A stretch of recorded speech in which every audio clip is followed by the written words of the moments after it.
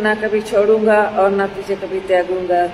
आज के इस विश्राम दिन के लिए पिता हम हृदय से आपका धन्यवाद करते हैं कि आपने हमें मौका दिया कि फिर से हम आपकी शुक्रगुजारी के लिए, आपके धन्यवाद के लिए फिर से हम आपके पवित्र भवन में आते हैं और हर एक बातों के लिए परमेश्वर पिता हम आपका धन्यवाद करते हैं।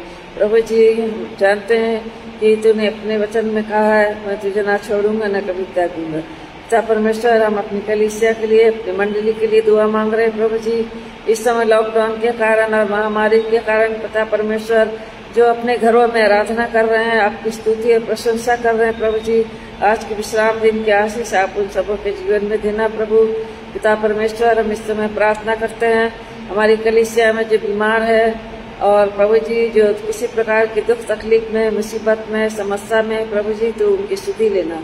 हम दुआ मांग रहे इस समय प्रभु जी कलीसिया के लिए, परिवारों के लिए। प्रभु जी कितने परिवार ऐसे प्रभु जी जिनके काम अधूरे हैं, प्रभु जी आपकी सामर्थ्य के द्वारा, आपकी शक्ति के द्वारा प्रभु जी आप उनका काम पूरा करें। और हम इस समय दुआ मांग रहे प्रभु जी, पिछले दिनों में आपने जितने भी हमारी कलीसिया में लोग बीमार थे प्रभु जी, आपने उन सबको छुआ है और चंगा किया है। प्रभु हम आपका धन्यवाद करते हैं। पिता परमेश्वर, इस समय हम दुआ मांग रहे हैं आने वाले कॉन्फ्रेंस के लिए, रीजनल कॉन्फ्रेंस, जनरल कॉन्फ्रेंस के लिए। प्रभु जी हम धन्यवाद देते हैं पिता परमेश्वर, इस कॉन्फ्रेंस को आप ब्लेस करिए। और हम विशेष धन्यवाद देना चाहते हैं तेरे सेवक के लिए प्रभु जी, तेरे पासवान के लिए प्रभु जी। आज तक प्रभु जी तूने उनके जितने भी दायित्व दिए, जितने भी पदभार दिए प्रभु जी, वो आपके विश्वास में बनते हुए अपने जिम्मेवारी को, अपने पदभार को, अपने दायित्व को प्रभु जी आज भी वो पूरा कर रहे हैं। और आगे की जो भी योजना है, जो भी कुछ है प्रभु जी, हम सब कुछ तेरे हाथ में देते हैं। पिता परमेश्वर, आने वाले कॉन्फ्रेंस को ब्लेस करिए। और हम धन्यवाद देते हैं तूने उनके बिशप के लिए नियुक्त किया है प्रभु जी। और आगे जो भी काम है प्रभु जी, इस काम के ऊपर हम आपकी आशीष चाहते हैं। जो भी बिशप के इलेक्शन होगा प्रभु जी, इसको भी हम आपकी तरह हाथों में सौंपते प्रभु जी। हम नहीं जानते प्रभु तेरी क्या इच्छा है। हम मनुष्य प्रभु जी हर एक कामों के लिए प्रयत्न करते हैं, हर एक कामों के लिए कोशिश करते हैं, लेकिन प्रतिफल प्रभु के हाथ में है। प्रतिफल प्रभु देने वाला है। सो प्रभु जी हम धन्यवाद देते हैं इस बिशप इलेक्शन के मीटिंग के लिए प्रभु जी। इस मीटिंग को ब्लेस करिए प्रभु, क्योंकि हम नहीं जानते पिता आप किसको चुनते हैं प्रभु जी, किसको बिशप के लिए नियुक्त करते हैं प्रभु। तो सब कुछ हम तेरे हाथों में देते हैं पिता परमेश्वर। हम सारी महिमा आदर आपको देते हैं प्रभु जी। हमारी कलीसिया के साथ है प्रभु। और आने वाले दिनों में उन्हें दीजिए पिता, इसी तरह आपके पवित्र भवन में आए, आपके नाम की महिमा और स्तुति कर सके प्रभु जी। हमारे पाप अपराध को क्षमा करिए। सारी महिमा और आदर यीशु नाम को देते हैं। छोटी सी प्रार्थना यीशु मसीह के नाम से मानते, सुनिए और ग्रहण कीजिए। आमीन।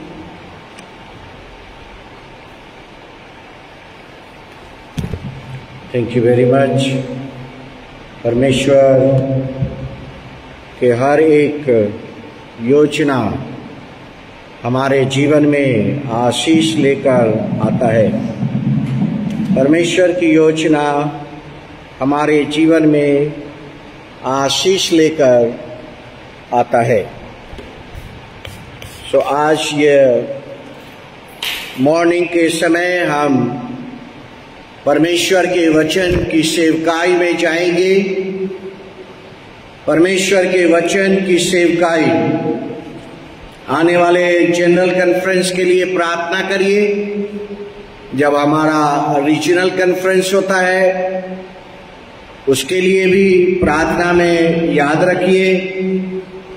और पूरे भारत देश से MCI से 30 कैंडिडेट नॉमिनेटेड हुए हैं एपिस्कोपल इलेक्शन के लिए, जिसमें एक मेरा भी नाम है।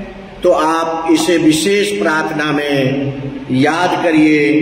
परमेश्वर की योजना पूरी हो और परमेश्वर इस कार्य को अपने लोगों के लिए करें। परमेश्वर का वचन आज आपके सामने पढ़ा गया है और वह है दूसरा राजा और दूसरा अध्याय 6 से 14 तक। मैंने पिछले रविवार बताया था what is God's personal name. परमेश्वर का पर्सनल नेम क्या है, ये मैंने आपको पिछले रविवार बताया था। और परमेश्वर का वचन कहता है, प्रोवर्ब चैप्टर 19 एंड वर्स 23, यहोवा का भय मानने से जीवन बढ़ता है। आपका जीवन कैसे बढ़ेगा? How your life will grow. आपका जीवन कैसे बढ़ेगा और आप सुखी कैसे रहेंगे? How your life grow and how you can keep happy and blessed. यहोवा का भय मानने से जीवन बढ़ता है और उसका भय मानने वाला ठिकाना पाकर सुखी रहता है। अगर सुखी रहना चाहते हैं, अगर हैप्पी का जिंदगी जीना चाहते हैं,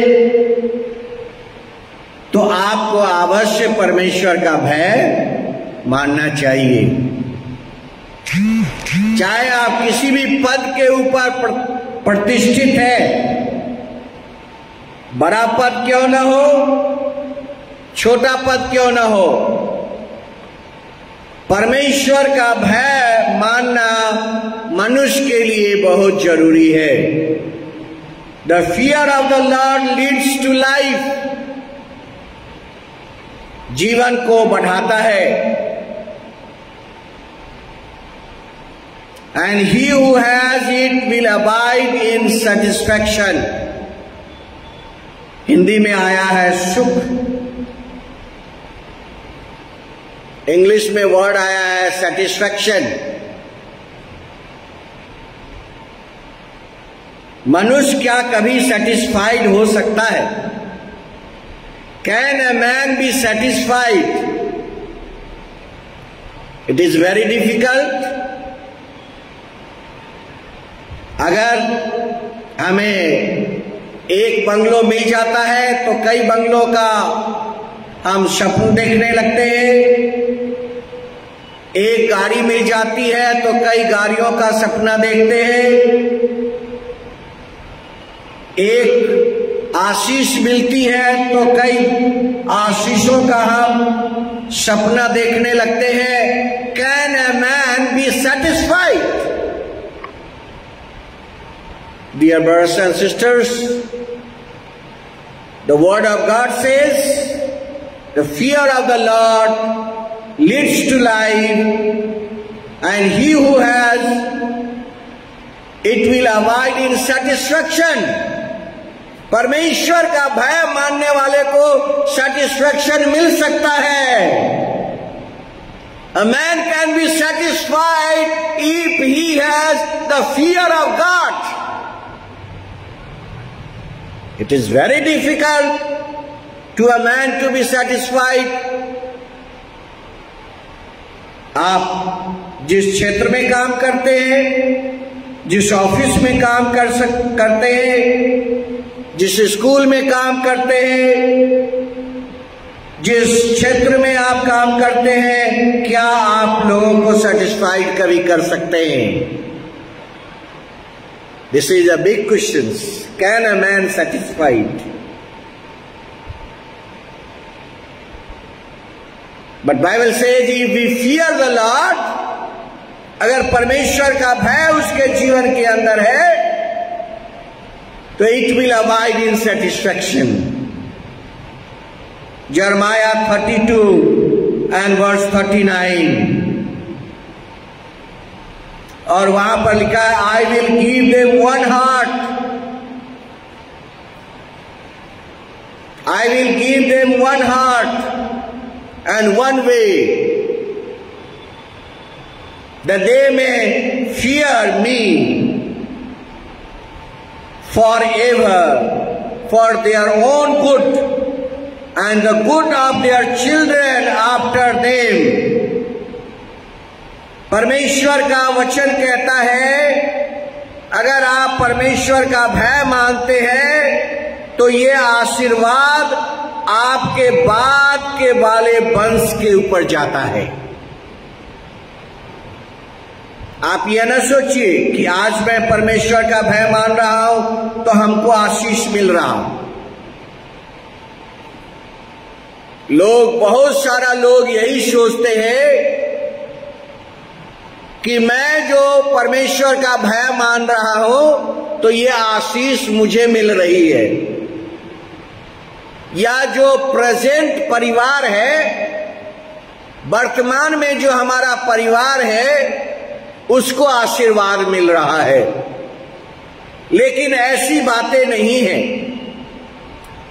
वहां पर लिखा है, मैं उनको एक ही मन और एक ही चाल कर दूंगा और वे सदा मेरा भय मानते रहेंगे, जिससे उनका और उनके बाद के वंश का भी भला होगा। आज जो आप परमेश्वर का भय मानते हैं, हमारे एक बहुत निकट के मित्र जिनको कोविड हो गया था, फोन पर उनसे बातें हो रही थी और उन्हें नया जिंदगी मिली है। तो मैंने उनसे कहा, because of the blessings of your forefathers you are saved. हम लोगों ने तो प्रार्थना किया, परंतु because your forefather blessings you are saved. आपके पहले के जो फोर फादर्स हुए, पिता हुए, उनके आशीष से आप चंगे हुए हैं, जिससे उनका उनके बाद के वंश का भी भला होता है। और इसीलिए परमेश्वर का वचन कहता है कि परमेश्वर के साथ एक वाचा बांधा जाता है। फियर ऑफ गॉड का यह मतलब नहीं कि हम किसी का भय मानते हैं। फियर ऑफ गॉड का मतलब होता है कि परमेश्वर और आपके बीच में एक वाचा बांधा जाता है। परमेश्वर और आपके बीच में एक रिलेशन एस्टैब्लिश होता है, एक वाचा बांधा जाता है।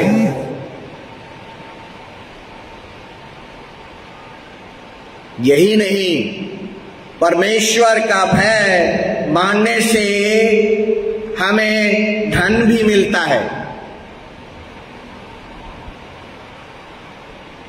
फियर ऑफ गॉड से हमें धन भी मिलता है।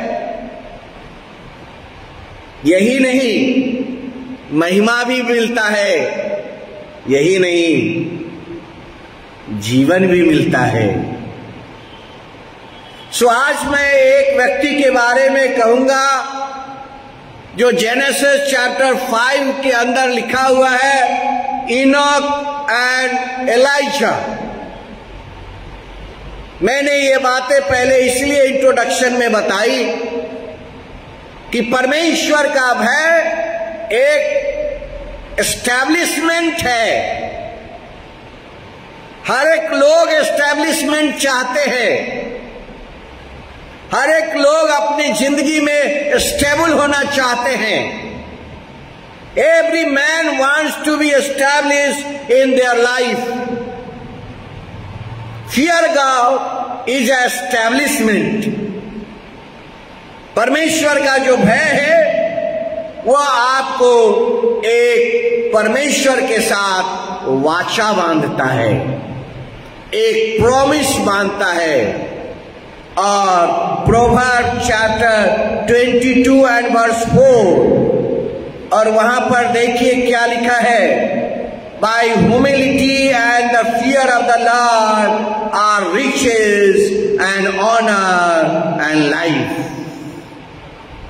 नम्रता और यहोवा का भय मानने का फल धन, महिमा और जीवन होता है। धन, महिमा और जीवन। प्रिय भाइयों बहनों, क्या कभी आपने सुना है कि बिना मृत्यु का स्वाद चखे हुए कोई स्वर्ग चला गया हो? Even my Lord Jesus died on this earth. मेरा प्रभु भी मृत्यु का स्वाद चखा। Even my Lord Jesus also died. He died because of the sin of the world. दुनिया के पापों के लिए वह मरा। सो धन, महिमा और जीवन अगर चाहिए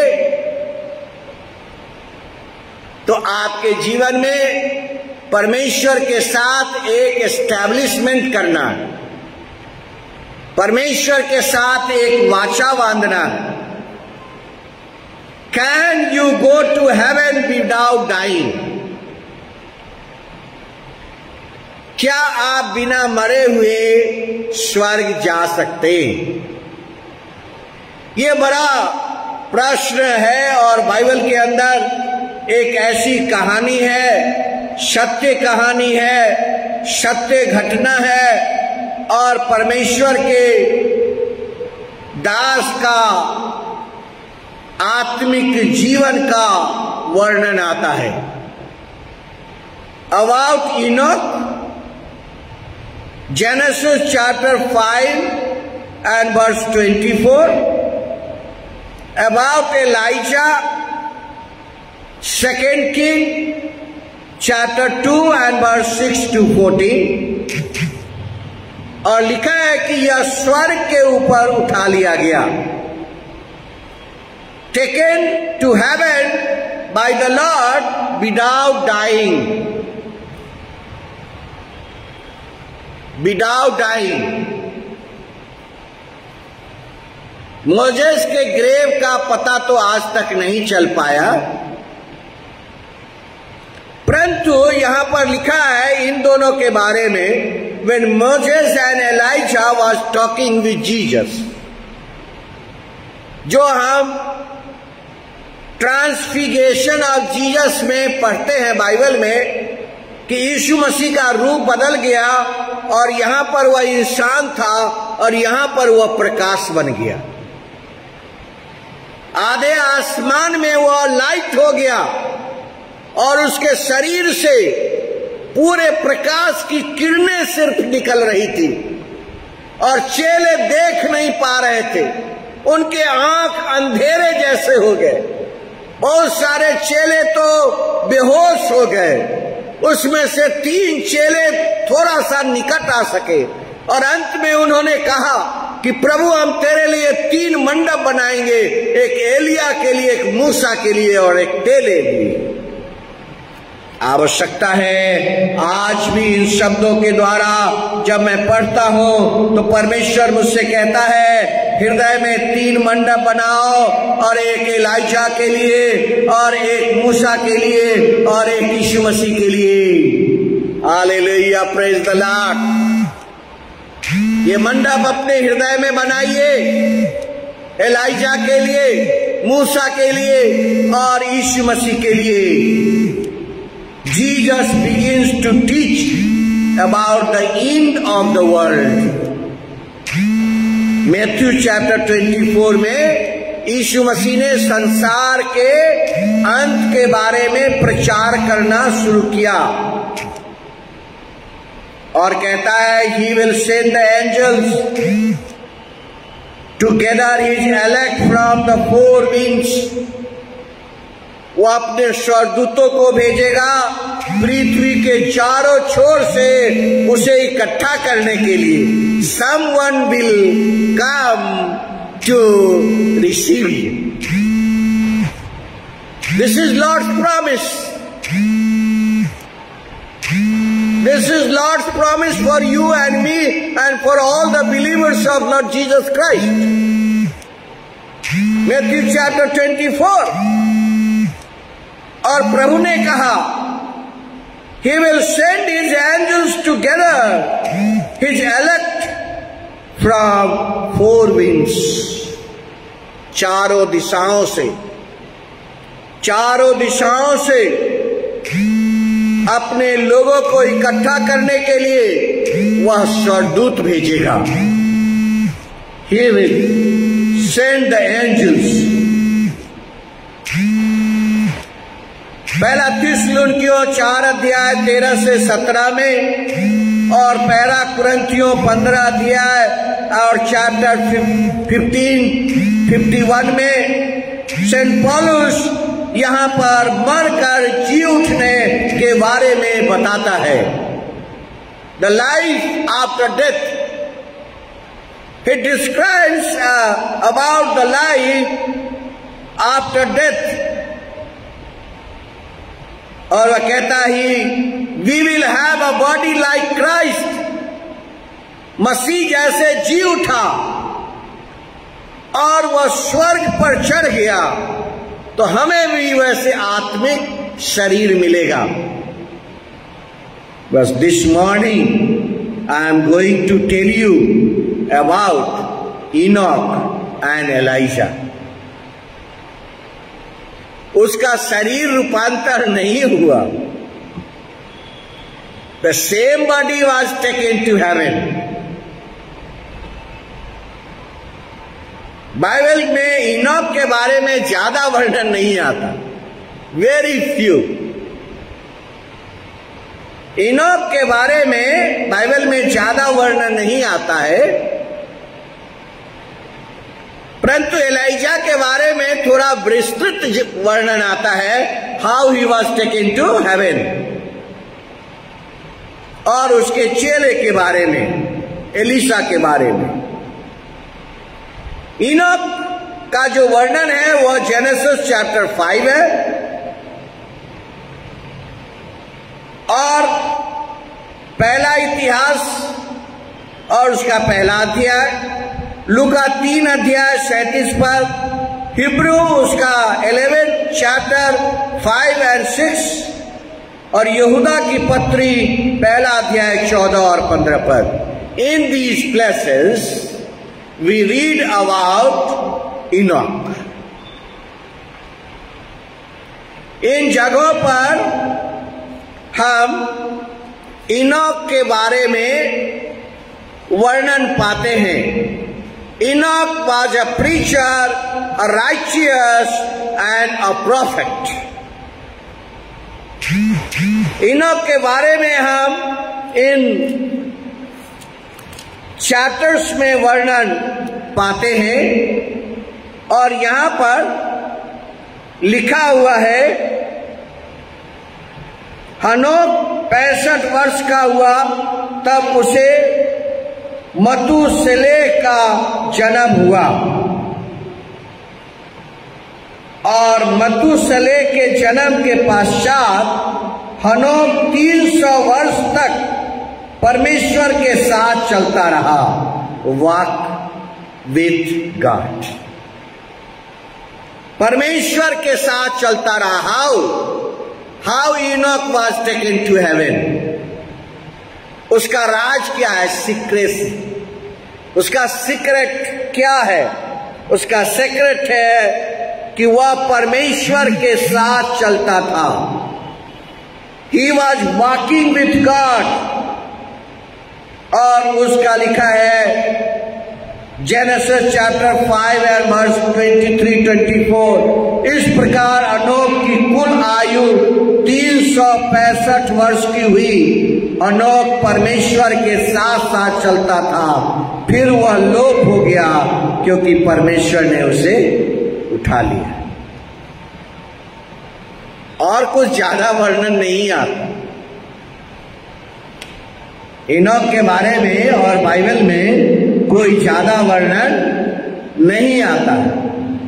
इब्रानियों की पत्री, लूका के इंजील में, इतिहास की पुस्तक में, यहूदा की पत्री में इसका वर्णन आता है।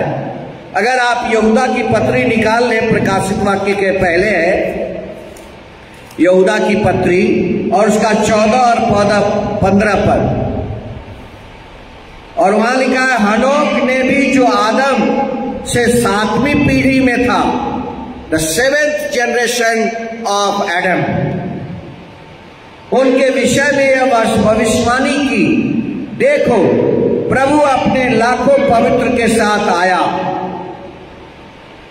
कि सबका न्याय करे और सब भक्तिहीनों को उनके अभक्ति के सब काम के विषय में जो उन्होंने भक्तिहीन होकर किए हैं और उन सब कठोर बातों के विषय में जो भक्तिहीन पापियों ने उसके विरोध में कही है, दोषी ठहराए। सो इनोक के बारे में या यहूदा की पुस्तक में यह वर्णन आता है। सो इनोक के बारे में मैंने बताया, Enoch was a preacher of righteousness and a profit. The word walk in Bible, it expresses fellowship and obedience। जहां पर लिखा है कि हनोक परमेश्वर के साथ चलता था, ये वर्णन आया है बाइबल में। Enoch was walking with God. So उसका क्या अर्थ है टू वॉक? परमेश्वर के साथ चलना। परमेश्वर के साथ चलने का ये अर्थ नहीं है कि आप जैसे अपने किसी भाई के साथ कदम से कदम मिलाकर चल रहे। लोग कभी ऐसा ही सोचते भी है। Adam was walking with God, yes truly he was walking with God, but उसका यह भी अर्थ है he was in the fellowship with God and he was with the obedience of God. जब तक उसका फेलोशिप था, जब तक उसकी आज्ञाकारिता था, तभी तक बाइबल कहती है he was walking with God. The day he broke the fellowship, the day he broke the obedience, no more he was walking with God. No more he was walking with God. The day Adam broke the fellowship with God, the day that Adam did the disobedience with God, नहीं लिखा है कि वह परमेश्वर के साथ चलता था। उसके बाद नहीं लिखा है। So sometimes हम लोग सोचते हैं वॉक विथ गॉड का अर्थ है कि जैसे मनुष्य के साथ चलते हैं वैसे चलना, but really to walk with God लिखा है Enoch was walking with God. Enoch परमेश्वर के साथ चलता था। To walk means fellowship and obedience with God for his divine favour. This is the divine favour. जब हम प्रार्थना करते हैं, दाऊद भजन संगीता में गॉड्स फेवर के लिए प्रेयर करता है। When David is praying for God's favor, God's favor means divine favor। ये आत्मिक परमेश्वर का सहयोग आपके साथ है।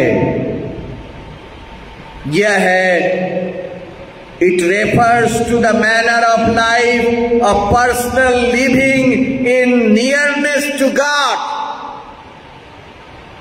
Walk with God का अर्थ है परमेश्वर के निकट होने का जीवन।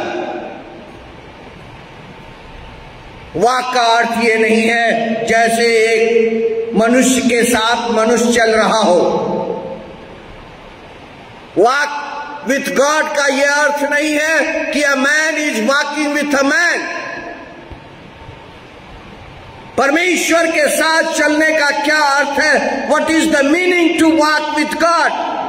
First is the fellowship and the second is the obedience and the third it refers to the manner of life, a personal living in the nearness to God. Enoch क्या था? यही परमेश्वर की निकटता उसकी थी, nearness to God. Enoch or Elijah was living a life of fellowship with God and obedience with God, and he lived in the divine favor. वो जो जीवन जिया, आज बहुत सारे लोग मनुष्य के फेवर पर जिंदा है।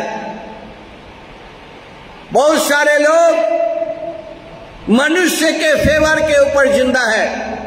वो सोचते हैं मनुष्य का फेवर ईश्वर के फेवर से हमारे लिए बड़ा है। But never, dear brothers and sisters, God's favour is a divine favour. अगर वो आपके परिवार के लिए आशीष चाहिए, you need God's favour. Enoch walked. Finally, Enoch walked. It is a big subject, but I will make it short. Enoch walked faithfully with God.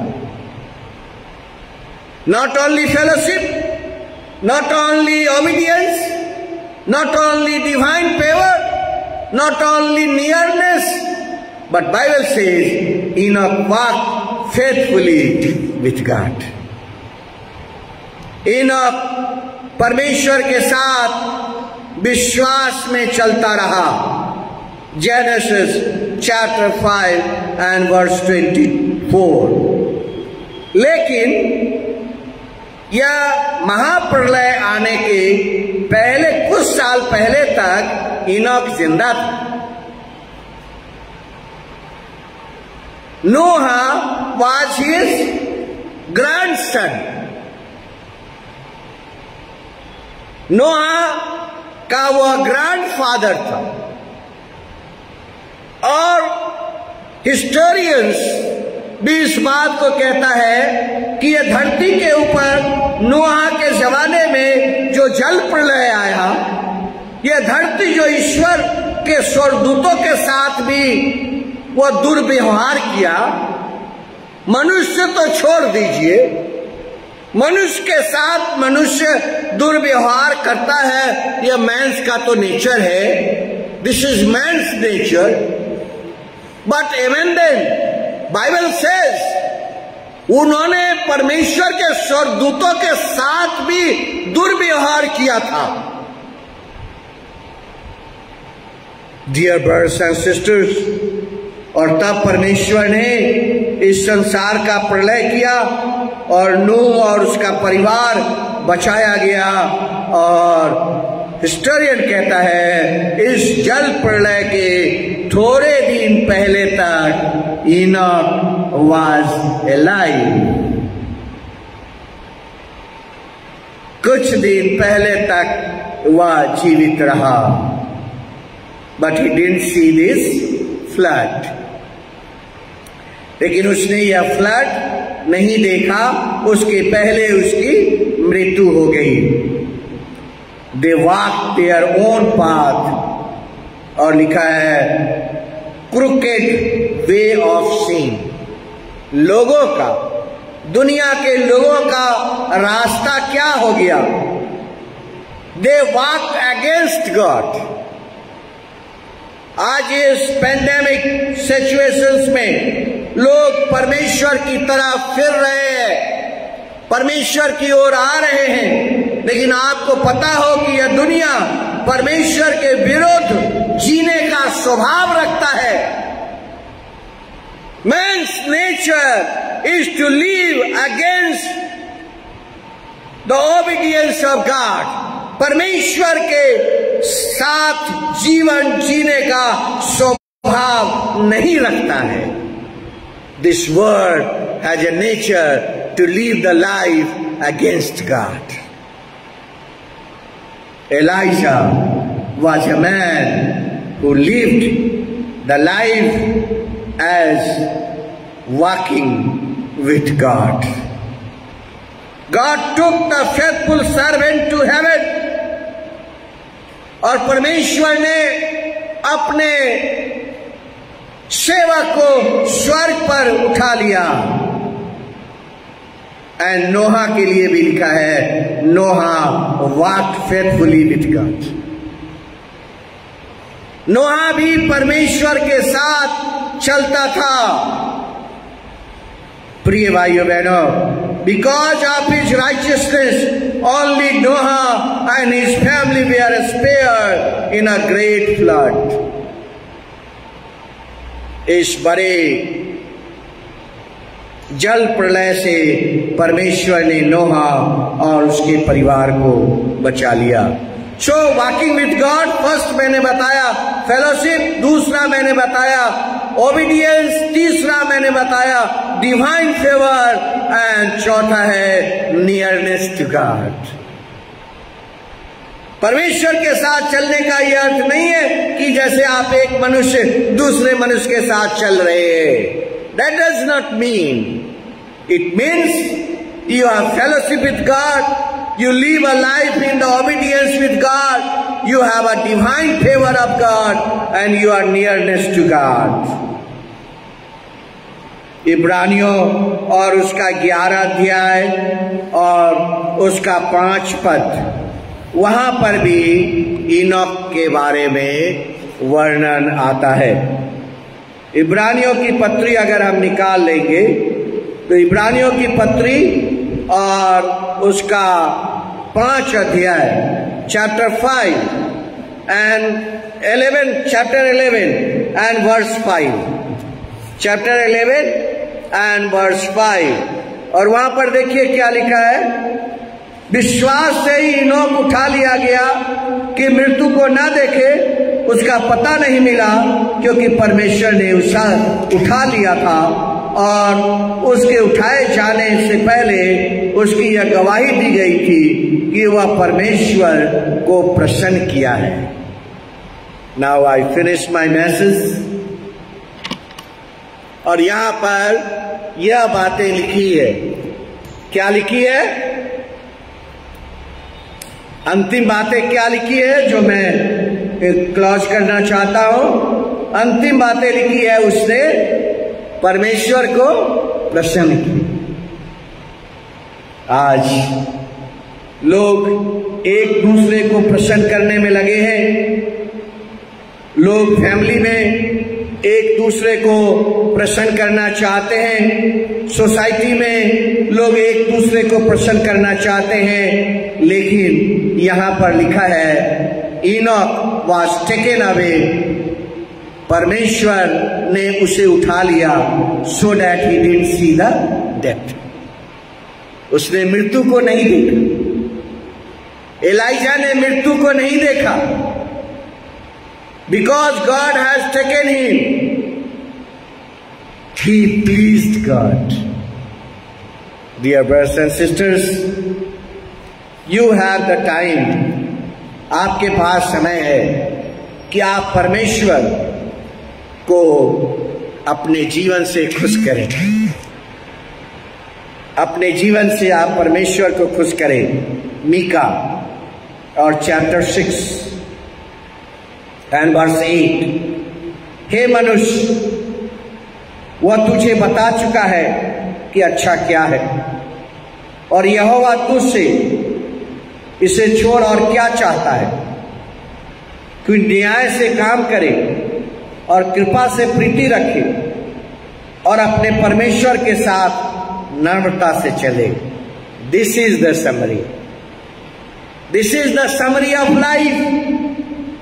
Mika chapter 6 and verse 8, I want to close this message।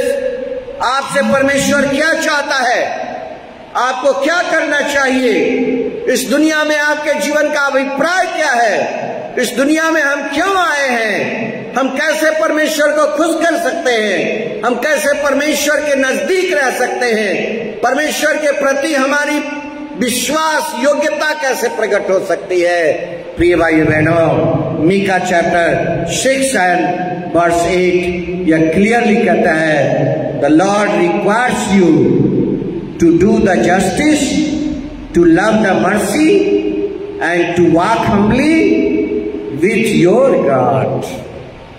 अपने परमेश्वर के साथ न्याय से काम करे, कृपा से प्रीति रखे और अपने परमेश्वर के साथ नम्रता से चले, to walk with God. You can walk with God and to walk humbly with your God. सो प्रिय भाई बहनों, ये परमेश्वर का वचन हमारे जीवन के लिए है और परमेश्वर का के साथ चलने का और भी अर्थ है, और वह है पहला है कन्विक्शन और दूसरा है इंटरसीडिंग। परमेश्वर के साथ हम कैसे, Jesus is praying for us in heaven. यीशु मसीह हमारे लिए स्वर्ग में प्रार्थना कर रहा है। यीशु मसीह हमारे लिए स्वर्ग में प्रार्थना कर रहा है। इब्रानियों उसका 7 अध्याय, हिब्रू चैप्टर 7 एंड वर्स 25। इसीलिए जो उसके द्वारा परमेश्वर के पास आते हैं वह उनका पूरा उद्धार कर सकता है, क्योंकि वह उनके लिए विनती करने को सर्वदा जीवित है। Jesus is praying for us in haven. और दूसरा एक और उदाहरण लिखा है बाइबल में, और वो लिखा है रोमियो की पत्री और उसका 8 अध्याय और 34 पद। Roman chapter 8 and verse 34। और वहां पर लिखा है, फिर कौन है जो दंड की आज्ञा देगा? मसीह ही है जो मर गया, वरन मुर्दों में से जी उठा और परमेश्वर की दाहिनी ओर है और हमारे लिए भी विनती करता है। God is praying for you and me, dear brothers and sisters. This morning is a great message for us, और वह है हिब्रूज चैप्टर 7:25 and वह है Roman chapter 8 and verse 34। God bless you। परमेश्वर आपको आशीष दे। और ये Enoch was taken to heaven, इसलिए क्योंकि वह परमेश्वर के साथ चलता था और उसने परमेश्वर को प्रसन्न किया था। He pleased God। धन्यवाद करते हैं परमेश्वर। यह समय है हमारे लिए कि हम इन बातों को अपने जीवन में समझ सके। Fellowship, obedience, divine favour and nearness to God. Enoch was in fellowship with God. Enoch was obedience to God. Enoch was in divine favor of God, and Enoch was nearness to God. Elijah and Enoch was taken to heaven. Elijah और हनोक स्वर्ग को उठा लिया गया। सब लोग आशीष पाएं और परमेश्वर की आशीष उनके जीवन के लिए हो। क्या तुम यह समझते हो कि पवित्र शास्त्र व्यर्थ नहीं कहता है? Lord bless all of you in Jesus name, आमीन। हम लोग अंत में गीत गाएंगे और हम परमेश्वर को धन्यवाद करेंगे और आशीष वचन ग्रहण करेंगे।